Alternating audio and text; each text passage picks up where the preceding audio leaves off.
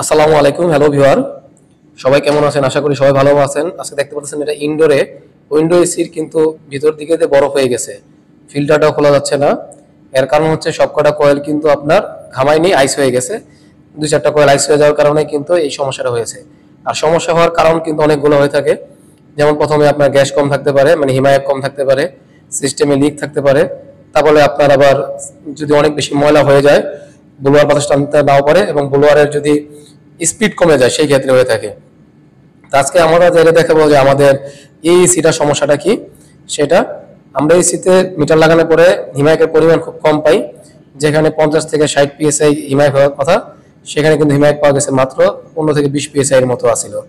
এই হয়েছে অবস্থা। এই কারণে বললাম যে আমরা লিক যখন চেক করি, আদার সাইডে লিক তেমন একটা পাওয়া যায় না, কিন্তু যখন আমরা কম প্রেশার টার্মিনালের পয়েন্ট খুলে এখানে পানি মারা হয়, যেখানে হাত দিয়ে দেখানো হচ্ছে আঙ্গুল দিয়ে, এইখানের মধ্যেই কিন্তু আপনার লিক আসিল, ছোট্ট আকারের লিক। এবং এই লিক দিয়ে হিমায়ক অনেকখানি বের হয়ে যায়, যার কারণে ঠান্ডা কম হয়। আর দেখেন টার্মিনাল ক্লিপ কিন্তু পড়ে পড়ে গেছে, যে ক্লিপটা এখানে লাগানো থাকে। এখানে কিন্তু আপনার কমন স্টারিং রানিং 3টা ক্লিপ লাগানো থাকে।